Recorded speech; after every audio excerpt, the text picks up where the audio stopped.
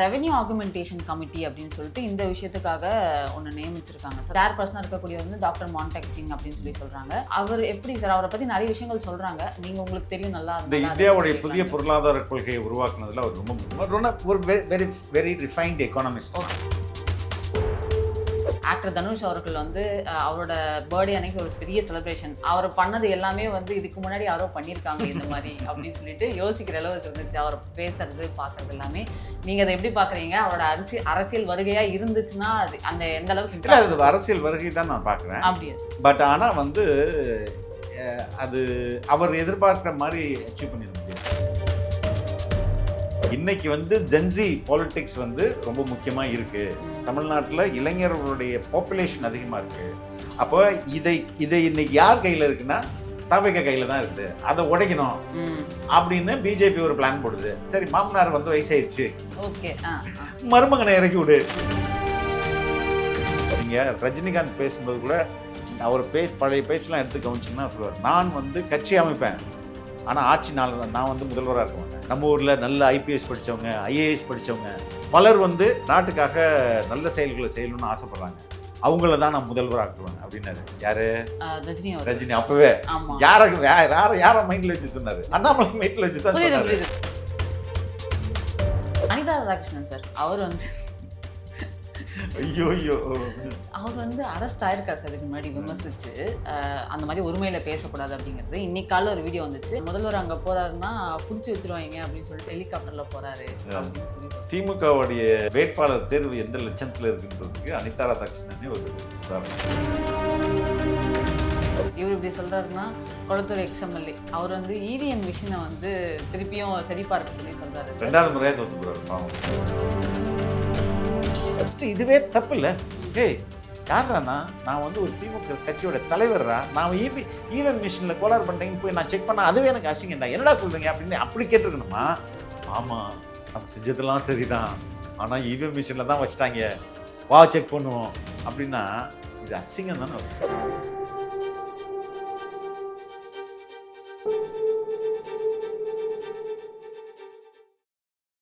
இப்போதான் revenue augmentation committee அப்படின்னு சொல்லிட்டு இந்த விஷயத்துக்காக ஒன்று நியமிச்சிருக்காங்க. சேர் பர்சனாக இருக்கக்கூடிய வந்து டாக்டர் மான்டெக் சிங் அப்படின்னு சொல்லி சொல்றாங்க. இதோட பர்பஸ். ஆமாம் சார். அவர் எப்படி சார், அவரை பத்தி நிறைய விஷயங்கள் சொல்றாங்க, நீங்க உங்களுக்கு தெரியும் நல்லா. இந்த இந்தியாவுடைய புதிய பொருளாதார கொள்கையை உருவாக்குனதுல அவர் ரொம்ப முக்கியமாக ஒரு வெரி வெரி ரிஃபைன்ட் எக்கானமிஸ்ட் தான். அவர் வந்து அட்வைஸ் பண்ணுவார், வழிகாட்டுவார், இதெல்லாம் பண்ணுங்கள், இப்படி பண்ணுங்கள், இங்கே இது இந்திய பொருளாதாரம் இப்படி மாறி இருக்குது, அதுக்கேற்ற மாதிரி நீங்கள் மாற்றுங்க அப்படின்றது மாதிரி நிறைய தகவல்கள் அட்வைஸ் தருவாங்க. Based on that they will do. Okay sir. ஆனால் அந்த ஃபர்ஸ்ட் பட்ஜெட்டுக்கும் அவருக்கும் அந்த இது கமிட்டிக்கும் இல்லை, இது ஒரு 3 மாதம் இருந்துட்டு நெக்ஸ்ட் பட்ஜெட்டில் தான் அது ரிஃப்ளெக்ட் ஆகும் இல்லை சார்? ஓவரால் ஷேப் கொடுப்பாங்க. ஓகே. ஓவரால் அவர் வந்து ஒவ்வொரு பட்ஜெட்டையும் உட்காந்து கணக்கு பார்க்க மாட்டார். நம்மளுடைய பொருளாதார கொள்கை எப்படி இருக்கணும் மொத்தமாகவே. இப்போ ஒரு எக்ஸாம்பிள் சொல்கிறேனே, ஜிஎஸ்டின்னு ஒன்று வந்த பிறகு இங்கே பொருளாதாரம் மாறுது. ஜிஎஸ்டிக்கு முன்பு பொருளாதாரம்ன்றது வேறையாக இருந்தது, ஜிஎஸ்டிக்கு பின்பு பொருளாதாரம் வேறையாக இருக்குது. ஃபார் எக்ஸாம்பிள், நீங்கள் வந்து ஒரு ஒரு பொருளை தமிழ்நாட்டில் மேனுஃபேக்சர் பண்ணுறோம், ஒரு காரை உற்பத்தி பண்ணுறோன்னு வைங்களேன்.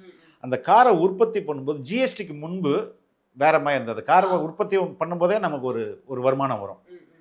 ஆனால் இன்றைக்கி அது மாறி இருக்குது. எப்படின்னா, காரை இங்கே நீங்கள் உற்பத்தி பண்ணலாம், ஆனால் இங்கே விற்றா தான் அந்த கார்லேருந்து உங்களுக்கு வருமானம் வரும். இதே இங்கே தமிழ்நாட்டில் உற்பத்தி பண்ணுற கார் எடுத்துகிட்டு போய் நீங்கள் வந்து மகாராஷ்டிரில் விற்றீங்கன்னா மகாராஷ்டிராவுக்கு தான் அந்த காசு போகும். ஓகே. அதானே இப்போ ஜிஎஸ்டின்றது sales and goods and service ஆக்ட்னும் போது இந்த கூட் எங்கே போகுது? அந்த இடத்துல தான் அங்கே சேல் ஆகும். புரியுதுங்களா? அப்போ இந்த எக்கானமியே தலைகீழாக மாறி இருக்குல்ல, அதுக்கேற்ற மாதிரி நம்மளுடைய பேட்டர்ன் மாறணும்ல. இப்போது தனிப்பட்ட ஒருவருடைய வருமானம் அதிகமாக இருக்கிறது கோவாவில் அதிகமாக இருக்குது, கர்நாடகாவில் அதிகமாக இருக்குது. ஏன் அங்கே அதே மாதிரி இருக்குது? இங்கேருந்து பலர் வந்து கோவாவுக்கு போய் செலவு பண்ணுறாங்க. ஓகே. டூரிஸ்டாக போய் செலவு பண்ணுறாங்க. அங்கே செலவு பண்ணும்போது அந்த ஸ்டேட்டுக்கு இன்கம் அதிகமாகுது. ஏன்னா இப்போ வந்து ஜிஎஸ்டியில் சர்வீஸ் நடக்குது இல்லையா? இப்போ hotels, resorts, what ever entertainment அங்கே இருக்கும்போது அங்கே அதிகரிக்குது இல்லையா? அதே மாதிரி இங்கே வந்து பெங்களூரில் வந்து நிறைய சாஃப்ட்வேரும் சர்வீஸ் தான். ஆமாம், நிறைய பேர் அங்கே போய் ஒர்க் பண்ணுறாங்க. அப்போ அதில் வந்து அங்கே வந்து ஸ்பெண்ட் அதிகமாக அந்த ஊரில் பண்ணுறாங்க. அதனால அங்கே வந்து அதிகமாக எக்கானமி வளருது. இதெல்லாம் அட்வைஸ் பண்ணுறதுக்கு உங்களுக்கு ஆள் வேணும்ல. அதுவும் சரியான இப்போ நானே இவ்வளோ சொன்னால் அவர் அல்வாலியாவுக்கு எவ்வளோ எக்ஸ்பீரியன்ஸ் இருக்கும். அவர் சொல்லுவார் this you have to go this way அப்படின்னு ஓவராலாக ஒரு கைடன்ஸ் கொடுப்பாரு. அதை வச்சுட்டு ஆஃபீஸர்ஸ் ஒர்க் பண்ணுவாங்க. அதுக்கப்புறம் ஒரு 3 months 4 monthsக்கு they will check, keep on checking எந்த அளவுக்கு நம்மளுக்கு இம்ப்ரூவ் ஆயிருக்கா, குறைஞ்சிருக்கா, இம்ப்ரூவ் ஆயிருக்கான்னு பார்த்துட்டு they will come up. Okay sir. Vijay அவர்கள் வந்து இந்த அரசியலுக்கு வந்த பின்னாடி ஒரு பெரிய மாற்றத்தை கொடுத்துருக்காரு. நிறைய பேருக்கு வந்து இவரை பார்த்த உடனே நாமளும் அரசியலுக்கு வரணுன்ற இதெல்லாம் இருந்திருக்கும். அப்படி வந்து அடுத்து ஆக்டர் தனுஷ் அவர்கள் வந்து அவரோட பர்த்டே அன்னைக்கு ஒரு பெரிய செலிப்ரேஷன், அவர் பண்ணது எல்லாமே வந்து இதுக்கு முன்னாடி யாரோ பண்ணியிருக்காங்க இந்த மாதிரி அப்படின்னு சொல்லிட்டு யோசிக்கிற அளவுக்கு இருந்துச்சு. அவர் பேசுறது பார்க்கறது எல்லாமே. நீங்கள் அதை எப்படி பார்க்குறீங்க? அவரோட அரசியல் வருகையாக இருந்துச்சுன்னா அது அந்த எந்த அளவுக்கு இல்லை, அது அரசியல் வருகை தான் நான் பார்க்குறேன். அப்படியா சார்? பட் ஆனால் வந்து அது அவர் எதிர்பார்க்குற மாதிரி அச்சீவ் பண்ணிட முடியாது. கண்டிப்பாக. முதல்வர் விஜய் அவர்களுடைய அரசியல் வருகைன்றது 2 வருஷத்துக்கு முன்னாடி கட்சி ஆரம்பித்து ஆட்சி பிடிச்சது அப்படி கிடையாது. 20 வருஷமான ஒரு பிளானிங். 20 years ரொம்ப மெட்டிகுலஸாக பிளான் பண்ணியிருப்பார். அவங்க அப்பா வந்து திரு சந்திரசேகர் அவர்கள் அவருடைய மைண்டில் இந்த சீடை போடுறாரு, இந்த விதையை விதைக்கிறாரு. You have to become a politician later அப்படின்னு சொல்கிறாரு. அது ரொம்ப சின்ன வயசில் சொல்லியிருப்பாரோ, ஏதோ வீட்டில் பேசும்போது சொல்லியிருந்திருப்பாங்க, படம் நடிக்கும்போது சொல்லியிருந்திருப்பாங்க, இதான் தம்பி நீ கடைசியாக இங்கே தாண்டா உனக்கு பிளான் அப்படி ஏதாவது ஒன்று சொல்லியிருந்திருப்பாங்க. அது திருப்பி சொல்லி அவர் மைண்டில் போயிட்டு சினிமாவுக்கு வந்த பிறகு கரெக்டாக 20 ஆண்டுகளுக்கு முன்பு அவர் வந்து அந்த அந்த அந்த அந்த ரூட்டை கையில் எடுக்கிறாரு. எப்படி கையில் எடுக்கிறாரு? ரசிகர் மன்றத்தெல்லாம் மக்கள் இயக்கமாக மாற்றுறாரு. அதுதான் ஃபஸ்ட்டு. அதுக்கப்புறம் இந்த மக்கள் இயக்கம் மக்கள் மத்தியில் நல்லா பரவிட்டு பல்வேறு என்ன சொல்கிறது, குட்வில்லை, மக்களுடைய நன்மதிப்பை பெற வகையில் பல்வேறு செயல்களை அவங்க செய்கிறாங்க. ஃபார் எக்ஸாம்பிள் டியூஷன் சென்டர்ஸ் ஆரம்பிக்கிறாங்க, உணவகங்கள் நடத்துகிறாங்க, அதுக்கப்புறம் குருதிக்கொடை பிளட் டொனேஷன் நடத்துகிறாங்க. இது மாதிரிலாம் நடத்தி முதல்வரும் என்ன பண்ணுறாரு, அப்பத்துலேருந்து தன்னுடைய சினிமா கதைகளே மாற்றுறாரு. ஸ்டோரியோட கேரக்டரோட நேம்ஸு அது எல்லாமே ஒரு சமூகத்துக்கு ஏதோ செயல் ஒரு ஒரு ஒரு ஒரு சமூகத்துக்கு ஒரு நல்லது செய்கிற கதைகளாக தான் தேர்வு பண்ணி இதெல்லாமே ஒரு நீண்ட பயணத்தோட உச்சம் தான் இன்னைக்கு வந்து இன்றைய ஆட்சி அமைக்கிறது. அப்போ 20 ஆண்டு பிளானிங், 20 ஆண்டு உழைப்பு, 20 ஆண்டு திட்டமிடல், இது எல்லாமே நடந்திருக்கு இல்லையா? இதை யார் பண்ணுவா இப்போ? புரியுதுங்களா? இன்னைக்கு வந்து ஜென்சி பாலிடிக்ஸ் வந்து ரொம்ப முக்கியமாக இருக்குது. தமிழ்நாட்டில் இளைஞர்களுடைய பாப்புலேஷன் அதிகமாக இருக்குது.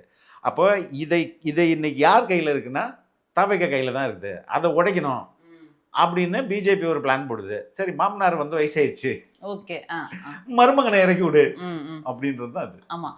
ரஜினி அவர்கள் வந்து ஆன்மீகமும் அரசியலுன்ற ஒரு எடுத்துட்டு வந்தாரு. இவரு பண்றதும் அப்படிதான்ற மாதிரி இருக்கு. ஓம் நம சிவாயா சொல்றாரு, ஜெய் சொல்றாரு. ஸோ அது ஒர்க் அவுட் ஆகுமா சார்? ஒர்க் அவுட்டே ஆகாது. இது வந்து ஒரு விஜய் தாமா. Okay sir. இன்னொரு விஜய் எப்படி வர முடியும்? ஸோ பிஜேபி அதுக்கு அப்படியே இது மாதிரி தான் அவங்க பிளான் பண்ணுறாங்க. ஓகே, ஃபர்ஸ்ட் அண்ணாமலை வச்சு காய நகர்த்த முடியாங்க, அதுலேயே தேரலையே இது. இப்போ அண்ணாமலைக்கு ஈக்குவலாக அண்ணாமலைக்கு கவுண்டர் இப்போ ஒரு ஆளையும் ஹெவி வெயிட்டாக போடணும். எப்போதுமே பிஜேபியோட பிளானாக தான். ஓகே, ஒரு செலிபிரிட்டி, ஒரு அட்மினிஸ்ட்ரேட்டர். நீங்கள் ரஜினிகாந்த் பேசும்போது கூட அவர் பழைய பேச்செலாம் எடுத்து கவனிச்சிங்கன்னா சொல்லுவார், நான் வந்து கட்சி அமைப்பேன், ஆனால் ஆட்சி நான் வந்து முதல்வராக இருக்க மாட்டேன். நம்ம ஊரில் நல்ல ஐபிஎஸ் படித்தவங்க, ஐஏஎஸ் படித்தவங்க பலர் வந்து நம்ம நாட்டுக்காக நல்ல செயல்களை செய்யணும்னு ஆசைப்படுறாங்க. அவங்கள தான் நான் முதல்வராக்குவேன் அப்படின்னாரு. யாரு? ரஜினி. அப்பவே யார மைண்ட்ல வச்சு சொன்னாரு? அண்ணாமலை மைண்ட்ல வச்சு தான் சொன்னாரு. புரியுதுங்களா? ஏன்னா பிஜேபி அப்படி தான் பண்ணும். உங்களுக்கு வந்து ஒரு ஒரு ஒரு பாப்புலர் மேனை இல்லைன்னா ஒருத்தர் சாதாரண மனிதரை ரொம்ப பாப்புலர் ஆக்கி அவர் சூப்பர் மேன்னு காட்டும். அந்த சூப்பர்மேன் ஆக்கி அவரை வந்து பாருங்க, இந்த ஊர்லேயே இவ்வளோ பண்ணியிருக்கிறாரு, இந்தியா அளவில் கொண்டு போனோம், எவ்வளோ பண்ணுவாருன்ட்டு அப்படி வந்தவர் தான் மோடி. ஆமாம், அது மாதிரி தான் அவங்க. அப்போ அந்த ஸ்டைல் வந்து ஒரு முறை ஒர்க் அவுட் ஆயிடுச்சுன்னா ஓகே, தமிழ்நாட்டில் அது ஒர்க் அவுட் ஆகலை, இவங்க கொஞ்சம் வேற மாதிரி இருக்காங்க அப்படின்னும் போது ஆல்ரெடி பாப்புலரான ஆளை பிடி, அவர் அந்த பாப்புலாரிட்டியை வச்சு கட்சியை வளர்த்துக்கிட்டு அதுக்கப்புறம் இன்னொருத்தர் தூக்கி முதல்வராக்கு. இதுதான் அவங்களுடைய பிளான். பிஜேபி இங்கே எப்போதுமே வர முடியாது. அப்போ அதுக்கு வந்து ப்ராக்ஸி ஒன்று தேவைப்படுது. அதுக்கு தான் வந்து நம்ம அண்ணாமலையே வந்து ஒரு வி த லீடர்ஸ் அப்படின்னு இறக்குறாரு. வி தி லீடர்ஸ் கரெக்ட், நீ அப்படியே இரு, உனக்கு இன்னொரு ஹெவி வெயிட் தரேன் அப்படின்றது தான் Dhanush. But that not work out. Okay sir. இது பிஜேபி இப்படி பிளான் பண்றாங்க. இந்த சைடு வந்து சரத்குமார் அவரோட பிறந்த நாள்ல சீமான் அவர்கள் கலந்துக்கிறாங்க, மாமான்றாங்க, மாப்பிள்ளன்றாங்க. ஆனா இதுக்கு முன்னாடி அவங்க அந்த மாதிரி பேசி பார்த்ததே கிடையாது. திடீர்னு ஒரு ஸ்டேஜுக்கு வராங்க, அதை விமர்சனமா வைக்கிறாங்க. சீமான் அவர்களோட கொள்கை என்ன, பிஜேபியோட கொள்கை என்ன, நேர் எதிரா இருக்கு. அவங்க 2 பேரும் ஒண்ணா இருக்கிறாங்க, மாமா மாப்பிள்ளன்னு சொல்றாங்க. அந்த விமர்சனம் இன்று இருக்கும் நாளை மாறும்னு அவர் சொல்றதுல அக்செப்டே பண்ணிக்க முடியல. இது எப்படி பாக்குறீங்க சார்? அவங்க 2 பேரும் ஒண்ணு சேர்றதுக்கான வாய்ப்புகள் இருக்கா? ஜோசியம் சொல்ல முடியாதுல்ல நம்ம. அவர் பேசினது அவருக்கு பொருந்துதா, அவருக்காக சொன்னாரா, சரத்குமாருக்கு சொன்னாரா, அந்த கேள்வி இருக்குல்ல. கொள்கை இன்று இருக்கும், நாளை இன்று சரி என்றுப்படுவது நாளைக்கு தவறுன்னு படும், நாளைக்கு தவறுன்னு பட்டது அடுத்த நாள் சரி என்றுப்படும் இவர் சொன்னாரு. அது அவருக்கு அப்படின்னா, அது தனக்கும் எனக்கு தான் தனக்கு தான் அப்படி சொல்றாரு அப்படின்னா, அங்க வந்து கூட்டணிக்கு ரெடி ஆயிட்டாருன்னு அர்த்தம். இல்ல அது சரத்குமாருக்காக சொன்னது அப்படின்னா அவர் வந்து கடந்து வந்த பாதைகளை ஜஸ்டிஃபை பண்றாருன்னு அர்த்தம். ஸோ அதனால அதை வெயிட் பண்ணி பார்ப்பேன் என்ன நடக்குது. Okay sir. Anita Radhakrishnan sir, அவர் வந்து அவர் வந்து அரெஸ்ட் ஆயிருக்காரு சார். இதுக்கு முன்னாடி விமர்சிச்சு அந்த மாதிரி உரிமையில பேசக்கூடாது அப்படிங்கிறது. இன்னைக்கு காலையில் ஒரு வீடியோ வந்துச்சு. நேற்று வந்து வேற, நேற்று பேச நான் ஃபர்ஸ்ட் வந்துடுறேன். பூத் லிஸ்ட் எடுத்து வச்சுக்கிட்டாரு சார். எடுத்து வச்சுட்டு நீங்கள் 402 ஓட்டு தாவேக்கால இருக்கிறவங்களுக்கு போட்டிருக்கீங்க, எனக்கு போட்டதை விடுங்க, 402 ஓட்டு ஏன் நீங்கள் அவங்களுக்கு போட்டீங்க, அவர் ஏதாவது பண்ணியிருக்காரு அவங்களுக்கு, எம்ஜிஆராவது அவர் சொந்த காசுலாம் அள்ளி அள்ளி கொடுத்தாரு, ஆனால் இப்போ இருக்கிற முதல்ல ₹1 கொடுத்துருப்பாரு அவங்களுக்கு அப்படின்னு இந்த பூத் லிஸ்ட்டை வச்சு பேச. ஆக்சுவலி அதெல்லாம் லீகலா சார்? அந்த மாதிரி பேசலாம், அது ஒரு தப்பு இல்லையா சார் அந்த மாதிரி? ஆனா அது மிரட்டுற தோணில இருக்கு மக்களை. அவர் வந்து என்ன பண்றது, அவர் வந்து ஒரு நகைப்பாளர்னு நகர்ந்து போய் கடந்து போறதுமா சரி. அவர்கிட்ட பேசியதுக்கு டைம் வேஸ்ட் பண்ண அவரை பத்தி. பட் ரொம்ப எனக்கே ஆச்சரியமா, ஏன்னா இப்பெல்லாம் வந்து எப்படிடா எம்எல்ஏ ஆனதுன்னு தெரியலடா அப்படின்ற மாதிரி. இன்னைக்கு என்னன்னா, அவர் முதல்வர் அங்க போறாருன்னா புடிச்சு வச்சிருவாங்க அப்படின்னு சொல்லிட்டு ஹெலிகாப்டர்ல போறாரு அப்படின்னு சொல்லி சொல்றாரு. திமுகவுடைய தேர்வு, வேட்பாளர் தேர்வு எந்த லட்சணத்துல இருக்குன்றதுக்கு அனிதா ராதாகிருஷ்ணனே ஒரு உதாரணம். அப்படிதான் நம்ம எடுத்துக்கணும். இவர் இப்படி சொல்றாருன்னா, கொளத்தூர் எக்ஸ்எம்எல்ஏ அவர் வந்து இவிஎம் மிஷினை வந்து திருப்பியும் சரி பார்க்க சொல்லி சொல்றாரு. 2வது முறையா தோத்து போறாரு பாவம். சரி, என்னம்மா இது எதை காட்டுக்குது? இந்த இவிஎம் மிஷினை மறுபடியும் நம்ம அனலைஸ் பண்ணுவோம், அங்கே தப்பு நடந்து போயிருக்கோம் அப்படின்னு அவர் நம்புறாருன்னா 2 விஷயம் நடந்தது. ஒன்று, தலைவரே நம்ம அவ்வளோ பண்ணோம் தலைவரே, குளத்தூரில் நீங்கள் தோக்கிறதுக்கு வாய்ப்பே இல்லை தலைவரே, இங்கே தான் தலைவரே ஏதோ தப்பாயிருச்சு, இதை செக் பண்ணுவோம் வாங்க அப்படின்னு கூப்பிட்டுருக்காங்களே. அப்படி கூப்பிட்டாதான் அவர் நம்பியிருக்கிறாரு. புரியுது. அப்படின்னா அவரோட மனநிலை என்னவா இருக்குது? 2வது, ஒரே one thing is very clear, நம்ம அவ்வளோ நல்லாட்சி கொடுத்தோம், நம்மளை எப்படி தோக்கடிச்சாங்க, நம்ம வாய்ப்பே இல்லை தோக்கத்திற்கு. நான் எப்படி தோத்தேன்? இவிஎம்ல தான் தோத்துருப்பேன்,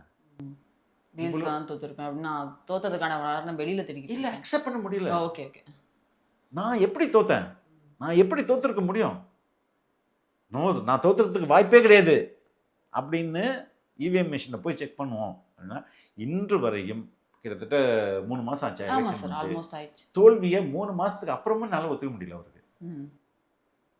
அப்பனா அவர் வந்து அவருடைய மனநிலை பாருங்களேன். நீ சரியா ஆட்சி பண்ணல மேன், அதனால தோத்துட்ட. குளத்தூர் மக்களுக்கு நீ அவ்வளோ தொந்தரவு பண்ணியிருக்க, அதனால தோத்துட்ட. நீங்க அங்க ஒரு பிரியாணி கடை போட்டிருக்காருமா, அவர் வந்து புலம்புவாரு. அதாவது குளத்தூர்ல ஸ்டாலின் தோத்ததுக்கு பிறகு ரொம்ப சந்தோஷப்படுறாரு. ஏன்னா மாசத்துல 2 நாள்ல சிஎம் வராரு, கடையை மூடுனா என்னாச்சு வருமா? இப்ப என்ன போவோம் இங்க? புரியுதா? ஏன் தோத்து பண்ண கடையை மூடனா என்னமாவும்? புரியுது சார், வியாபாரம் போயிரும்ல. அவர் ஒருத்தருக்கு மட்டும் இல்ல, மொத்த தெருக்குமே, மொத்த ஏரியாவுக்குமே இப்படி பண்ணா அவங்க என்ன நினைப்பாங்க? ஏன்டா தானே நினைப்பாங்க. மாசத்துக்கு ஒரு வாட்டி வந்தா பரவாயில்ல, வாரத்துக்கு 2 வாட்டி வந்தா என்ன பண்றது? அப்போ நீங்க வந்து மொத்தமா அந்த தொகுதியில பண்றேன்னு சொன்னது கொடுத்ததெல்லாம் இம்சை தான். இப்ப சேப்பாக்கம் திருவள்ளிக்கண்ணி இஸ்லாமியர்கள் ஓட்டுனால அவர் தப்பிச்சாரு, உதயநிதி ஸ்டாலின். ஆனா இஸ்லாமியர்கள் வந்து இன்னைக்கு மாறிட்டாங்கன்னு வைங்களேன். அன்னைக்கு வந்து இஸ்லாமியர்கள் வந்து இவங்க பரப்புன ஒரு பரப்புரை இருக்குல்ல, பிஜேபி தான் இயக்குது, பிஜேபி தான் இயக்குதுன்னு சொல்லி அது அந்த மைண்ட் செட்ல இருந்ததுனால அவங்க வந்து உதயநிதி ஸ்டாலினை சேப்பாக் ட்ரிப்ளிகன்ல ஜெயிக்க வச்சிட்டாங்க. பட் ஆனா இனிமே அது நடக்காது. புரியுதுங்களா? இப்போ இவர்கள் செய்த தவறை இன்னும் உணரலைன்னா, இவர் ஒரு முன்னாள் முதல்வர், ஒரு நீண்ட நெடிய அரசியல் பயணத்தில் வந்தவர் இவிஎம் மிஷினில் தோத்துட்டோம் அப்படின்னு நினச்சா அதனால தோத்துட்டோம். அப்போ இவ்வளோ நாள் இவிஎம் மிஷினில் தான் ஜெயிச்சோம் அப்படின்னு நினைக்க வேணாமா? ஆமாம் சார். இந்த ஐடியா ஃபஸ்ட்டு இதுவே தப்பு இல்லை. ஏய் யார்றாண்ணா, நான் வந்து ஒரு திமுக கட்சியோட தலைவர்ரா, நான் இவிஎம் மிஷினில் கோளாறு பண்ணிட்டேங்கன்னு போய் நான் செக் பண்ணால் அதுவே எனக்கு அசிங்கம்டா, என்னடா சொல்கிறீங்க அப்படின்னு அப்படி கேட்டிருக்கணுமா? ஆமாம் நம்ம செஞ்சதெல்லாம் சரிதான், ஆனால் இவிஎம் மிஷினில் தான் வச்சுட்டாங்க, வா செக் பண்ணுவோம் அப்படின்னா இது அசிங்கம் தானே அவருக்கு. 108 தொகுதியிலையும் இவிஎம் மிஷினில் ஏதாவது பண்ண முடியுமா? பண்ண முடியாது. அப்படியே இவிஎம் மிஷின் பண்ணணும்னாலும் அது யாருக்கு போயிருக்கோம் அந்த ரிசல்ட்டு? பிஜேபி ஏடிஎம்கேக்கு தான் நம்ம போயிருக்கோம். இந்த அனலிட்டிக்கல் கூட இல்லாமல் அவரை பார்த்தா பரிதாபமாக இருக்குமா, உண்மையிலே பாவமாக இருக்குது. என்னடா இப்படியெல்லாம் இதெல்லாம் எவனோ சொல்லிட்டான்னு நம்பிட்டு வந்துட்டு அடித்து துரத்துக்க வேணாம். அது ரொம்ப பரிதாபமாக இருக்குது. அந்த மனநிலையை நினச்சி பார்த்தீங்கன்னா நான் எப்படி தோற்றுருக்க முடியும்? நான் தோற்றுருக்கவே வாய்ப்பே கிடையாதுன்னு இன்ன வரையும் ஒருத்தன் நம்பிட்டு இருந்தாங்கன்னா நம்ம என்ன சொல்கிறது? அவர் புரியுது சார். தேவையான தகவல் கொடுத்ததுக்கு ரொம்ப நன்றி. ரொம்ப நன்றி. தேங்க்யூ.